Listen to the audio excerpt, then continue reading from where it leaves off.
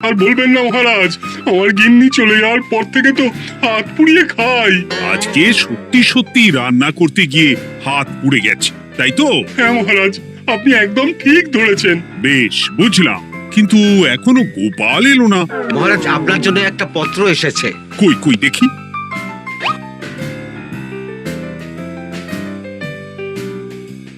ঠিক আছে, তুমি এখন এসো। কিসের পত্র মহারাজ? দাঁড়াও, আগে গোপাল আসুক, তারপর বলছি। এই তো চলে এসেছি মহারাজ। দেখুন, আজকেও দেরি। আপনি কিছু গোপালকে বলেন না বলে লাই পেয়ে পেয়ে গোপাল আপনার মাথার উপরে উঠে গেছে। আমার নাম কি চুল নাকি যে মাথার উপরে উঠবো? আপনিও পারেন বটে। আমার নিজেরটাকেই চুল নেই। বাদ দাও, শোনো, আমি একটা নিমন্ত্রণ পত্র পেয়েছি। পাহাড়পুর রাজ্যের জমিদার বল্লভ নারায়ণ আমাকে নিমন্ত্রণ করেছেন। এ তো বেশ সুসংবাদ মহারাজ। পাহাড়পুর অপূর্ব সুন্দর রাজ্য, আপনি ঘুরে আসুন মহারাজ। না না না না না, আমি একা যাব না, তোমাকেও যে যেতে হবে। আজ বিকেলেই বেরোবো, তুমি জামা কাপড় গুছিয়ে রেখো। এ আমার পরম সৌভাগ্য মহারাজ। এ কি মহারাজ, গোপাল কেন যাবে? আমি কি দোষ করেছি? আমাকেও নিয়ে চলুন। না না না, তুমি রাজ্যের মন্ত্রী, আমি বেশ কিছুদিন থাকবো না, তাই রাজ্যটা তোমাকেই সামলাতে হবে। আচ্ছা আচ্ছা, আপনি তো রানীমাকেও নিয়ে যেতে পারতেন।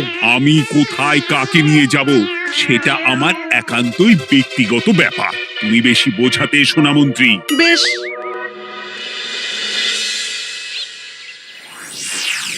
গোপাল গোপাল আর গোপাল, এই গোপালের জন্যে আমাদের কপালটাই মন্দ থেকে গেল।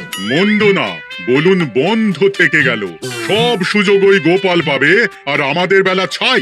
আজকেও গোপাল রাজসভায় দেরি করে এলো, তবু বেটাকে মহারাজ কিছু বললেন না। বলবে কি? উল্টে মহারাজই তো গোপালকে ঘুরতে নিয়ে যাচ্ছেন। পাহাড়পুরে গিয়ে ভালো মন্দ আহার করবে গোপাল, আর আমি রাজ্য পাহারা দেব।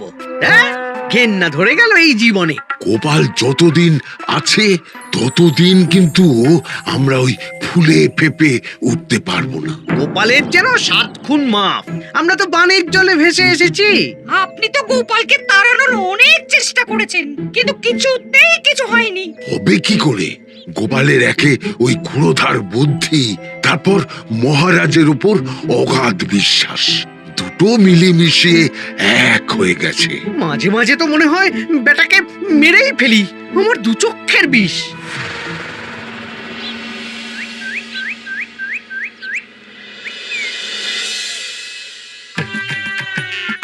বলছি গিন্নি, কি এত তুমি পোটলায় বাঁধছো বলো তো? এত দূরের রাস্তা, তাই শুকনো খাবার ভালো করে বেঁধে দিচ্ছি। হ্যাঁ, তা কি কি দিয়েছো শুনি? ভিজে চিড়ে দিয়েছি, মুড়ি, নারকোল কুচো, চিনি দিয়েছি। হ্যাঁ, ব্যাস, আর কিচ্ছু দিতে হবে না। আমার সাথে তো মহারাজও যাচ্ছেন। আমি একটু বেশি করে দিয়েছি গো। দূর, সে কথা বলিনি। মহারাজ যাচ্ছেন তো, তাই মহারাজও নিশ্চয়ই রাজবাড়ি থেকে ভালো মন্দ খাবার নিয়ে আসবেন। যে যার নিজের তালে থাকে। কি আর করবো গিন্নি, উদরকে আদর করে যা সুখ তার অন্য কিছুতে নেই। বেশ বেশ, সাবধানে যেও। হ্যাঁ, তুমিও সাবধানে থেকো কিন্তু। আর নাতনি নাতনিগুলো এলে তাদের জানিয়ে দিও যে দাদু বেশ কিছুদিন থাকবে না। ঠিক আছে গো, ঠিক আছে। সাবধানে যাবেন মহারাজ।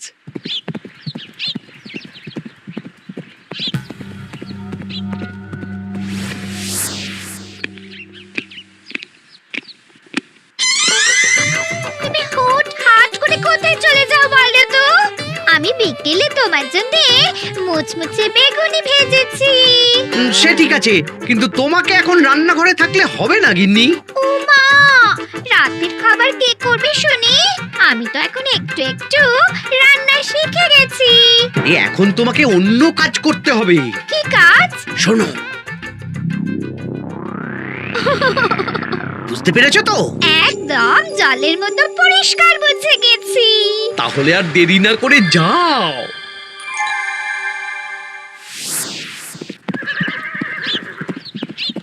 মহারাজ, একটা কথা বলতে পারি? বলো গোপাল। আমরা পাহাড়পুর জমিদার বাড়িতে যাচ্ছি কেন? তুমি তো জানো আমাদের সেনাপতি এখন একা একাই নিজের সংসার সামলায়। হ্যাঁ, ওই ঘটনার পর থেকে তো সেনাপতি ডাকছে কেন? তুমি তো জানো আমাদের সেনাপতি এখন একা একাই নিজের সংসার সামলায়। হ্যাঁ, ওই ঘটনার পর থেকে তো সেনাপতির জন্য ভালো পাত্রীও পাওয়া যায়নি। পাহাড়পুরের জমিদার বল্লভ নারায়ণের একমাত্র কন্যা এখন বিবাহযোগ্যা, তাই আমি আর তুমি দেখতে যাচ্ছি। সেনাপতিকেও সাথে নিয়ে গেলে হতো। না, আগে আমরা যাব, মেয়েটা কেমন সেটা বিচার বিবেচনা করে ফিরে আসবো। তারপর যদি সেনাপতি রাজি হয়, তখন আমরা বাকি ব্যবস্থার দিকে এগোবো, তাই তো?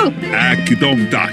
আর তোমার চেয়ে ভালো মানুষ চেনার ক্ষমতা আমার জানা আর কেউ নেই, সেই জন্যই তো তোমাকে নিয়ে এলাম। এ আমার পরম সৌভাগ্য মহারাজ।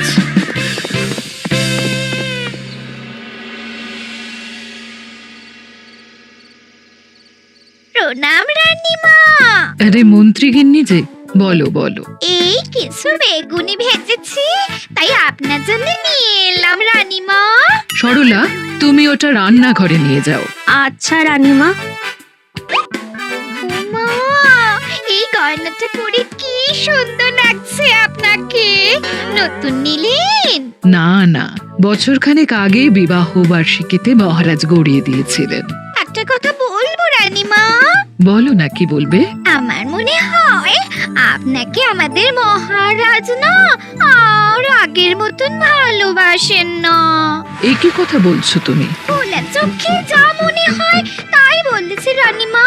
এই দেখুন না, মহারাজ হঠাৎ পাহাড়পুরে ঘুরতে চলে গেলেন আর আপনাকে নিয়ে গেলেন না। নিশ্চয়ই কোনো কাজ আছে, তাই আমাকে নিয়ে যাননি। ওই তো, এত ছাড় দিয়েছেন বলেই তো পার পেয়ে বসেছে। অপরাধ নেবেন না রানীমা। মহারাজ সব ব্যাপারে শুধু গোপাল আর গোপাল, কিন্তু বাড়িতে যে আপনিও আছেন সেটা মহারাজ খেয়ালই করেন না। আসলে গোপালকে মহারাজ খুবই স্নেহ করেন তো। আপনি আগে না গোপাল আগে? পাহাড়পুর তো এত সুন্দর জায়গা, চারিদিকে পাহাড়, পাহাড় থেকে নেমে আসছে নদী। ভাবুন আপনাকে মহারাজ নিয়ে যেতেন যদি। সত্যি তো, আমাকে তো মহারাজ নিয়ে গেলেন না। নিয়ে যাবেই বা কেন? আপনাকে তো আর মহারাজ আগের মতো ভালোই বাসেন না। সব ধ্যান জ্ঞান এখন শুধু গোপাল। হ্যাঁ সত্যি তো, আমি তো এটা ভেবেও দেখিনি কখনো। গোপালই আপনার কপাল পুড়িয়েছে। আসছে রানীমা।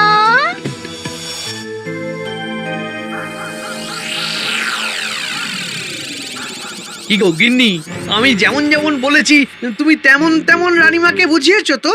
হ্যাঁ হ্যাঁ, আমি একেবারে এমন ভাবে কানে পুষ্পন্ত ঢেলেছি, রানীমার কান মাথা সব সব ভরে গেছে।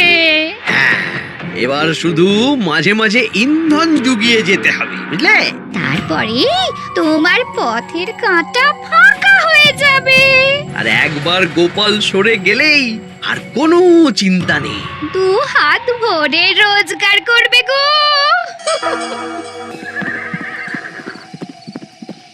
কি কেমন লাগছে যাত্রা? বেশ ভালোই মহারাজ।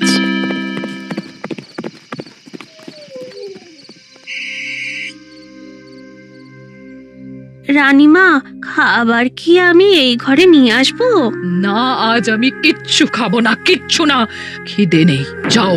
এ কি রানীমা, আপনি তো সেই দুপুরের পর কিছুই খাননি। তোমাকে একবার কিছু বললে তুমি বুঝতে পারো না? বলেছি তো আমার খিদে নেই, আমাকে বিরক্ত করো না, যাও।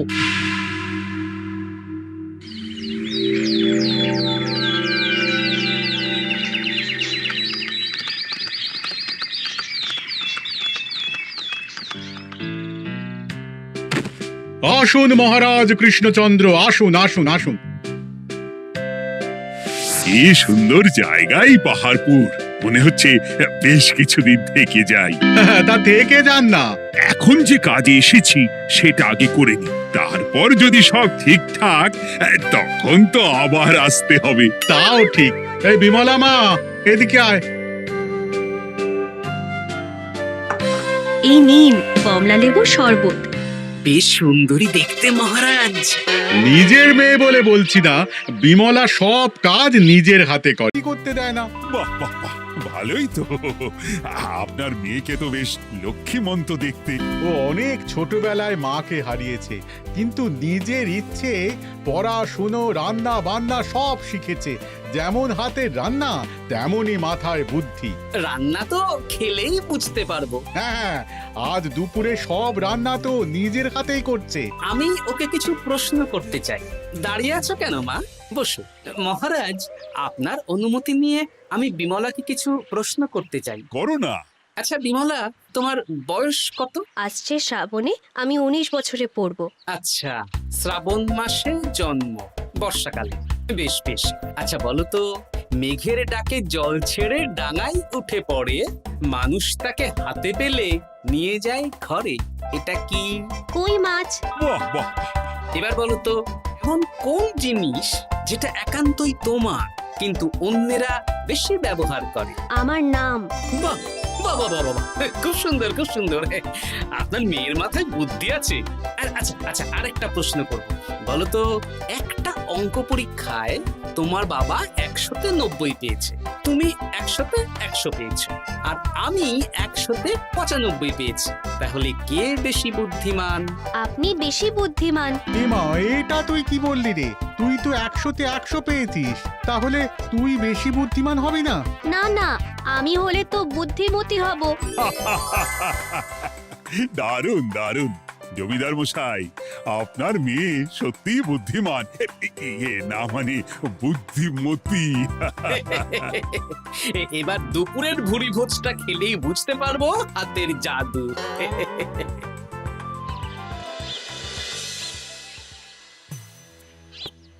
রানীমা, বেলা হয়ে গেছে, এভাবে না খেয়ে থাকবেন না, আপনার শরীর খারাপ করবে। তোমাদের মহারাজ আসুক, তারপরে খাবো।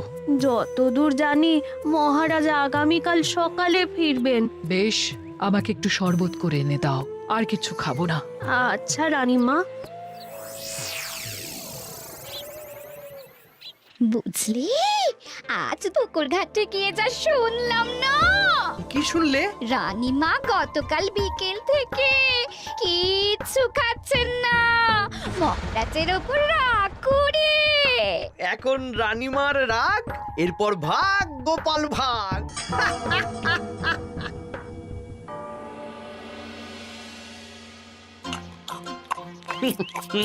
সত্যি বিমলা, তোমার হাতের রান্নার কোনো তুলনা নেই মা। আমাদের সেনাপতি তাহলে আর হাত পুড়িয়ে রান্না করবে না বলছো?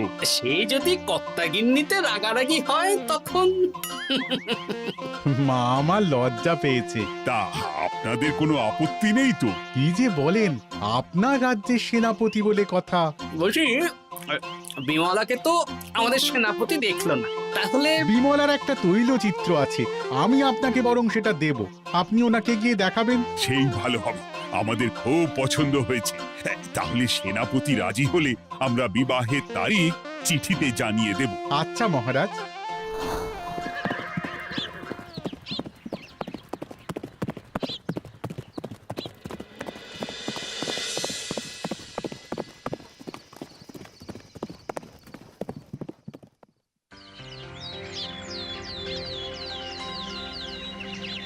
মহারাজ, আমি তাহলে আসি।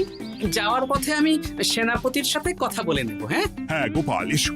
বেশ ভালোই কাটলো পাহাড়পুরে। হ্যাঁ মহারাজ, অনেক ধকল গেছে, যান গিয়ে বিশ্রাম নিন।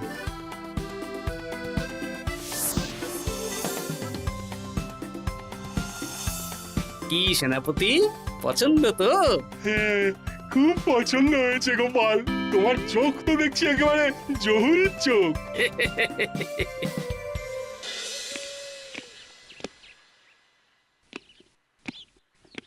চিরটা কাল আপনি ওই গোপাল গোপাল করে কাটিয়ে দিন।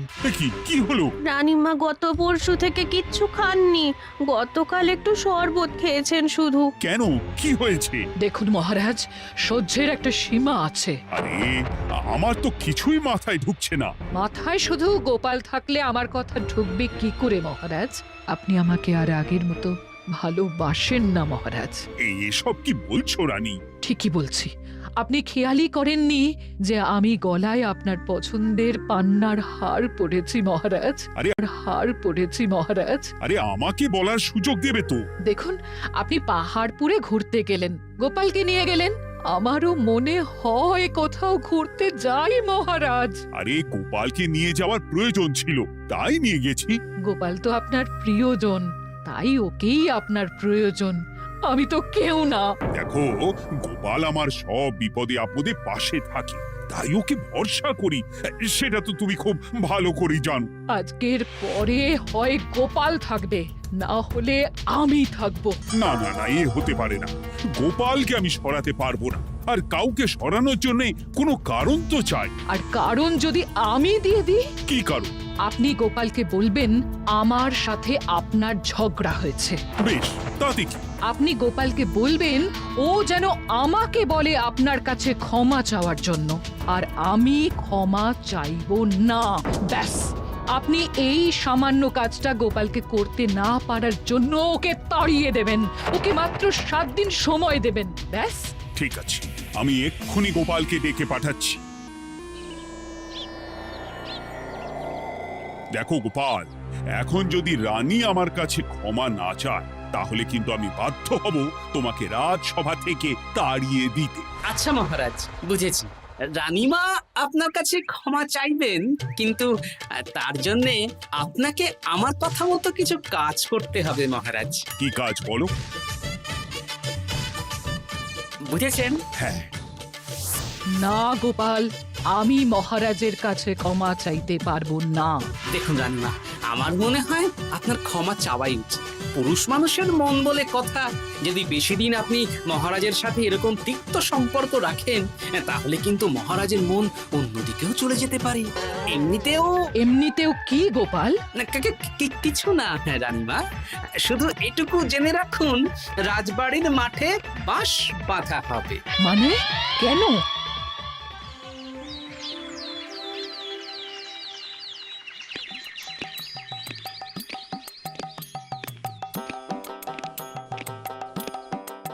আসতে পারি মহারাজ? হ্যাঁ, এসো এসো। বলছি, আমি তাহলে জমিদার বাড়িতে বিবাহের দিনক্ষণ ওই চিঠি লিখে জানিয়ে দিচ্ছি। হ্যাঁ, জানিয়ে দাও গোপাল। আর কি কি কেনাকাটা করতে হবে সেটার একটা তালিকা বানিয়ে ফেলো। আচ্ছা মহারাজ, মেয়ের শাড়ি আপনি নিজে পছন্দ করে কিনবেন তো? হ্যাঁ, ওই শাড়িওয়ালাকে আজকে দুপুরেই আসতে বলো। আচ্ছা মহারাজ। বিয়ের শাড়ি, কেনাকাটা, এসব কি মহারাজ? সেসব বলা যাবে না রানী, সময় হলে জানতেই পারবে। তবে বিমলাকে অপরূপ সুন্দরী দেখতে, এটুকু বলতে পারি। দেখুন তো মহারাজ, ওই টোপরটা ঠিক আছে কিনা? একদম ঠিক আছে, খুব সুন্দর। শাড়িওয়ালা এক্ষুনি আসছে। আসছি মহারাজ। এসো এসো। কার জন্য শাড়ি লাগবে মহারাজ? রানীমার জন্য? না না, বিমলার জন্যে। বিমলাকে? এক অপরূপা তরুণী, বুদ্ধিমতীও আছে, ধীর স্থির, ঝগড়া করে না। বেশ, অনেক হয়েছে মহারাজ। দোহাই আপনার, আপনি দ্বিতীয় বিয়ে করবেন না। আমি ক্ষমা চাইছি। কি বলছো রানী? আমি বুঝতে পেরেছি, আমি আপনাকে গোপালের নামে 2-4 কথা শুনিয়েছি বলে আপনি বিয়ে করতে চলেছেন। আমি আর রাগারাগি করব না, আমাকে ক্ষমা করুন। ব্যাস, রানীমা ক্ষমা চেয়ে নিয়েছেন, মানে আমার চাকরিটা থাকছে। হ্যাঁ গোপাল, হ্যাঁ, দোহাই তোমার, মহারাজকে বিপথে চালিত করো না। আরে দূর, আমি বিয়ে করছি নাকি? বিয়ে তো হবে সেনাপতির। ওর জন্যই তো পাত্রী দেখতে পাহাড়পুরে গেছিলাম, গোপাল আর আমি। তার মানে মন্ত্রীর বউ আমাকে ভুল বোঝালো? আবার মন্ত্রীর কোনো ষড়যন্ত্র হবে, ওকে না নিয়ে গিয়ে গোপালকে নিয়ে গেলাম বলে। সেনাপতির বিয়ের আগেই আপনি মন্ত্রী মশাইকে ধোলাইটা দিয়ে দিন। ঠিক বলেছ রানী, তুমি বরং শাড়ি পছন্দ করো, আর আমি চললাম মন্ত্রীকে ধোলাই দিতে।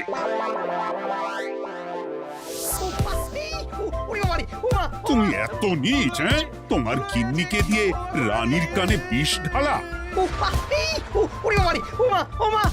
ভুল হয়ে গেছে, ক্ষমা করে দিন। এখন মন্ত্রীমশাই ভ্যাঁ করছেন, কদিন পরে সেনাপতির বিয়েতে প্যাঁ হবে ছাদনা তলায়।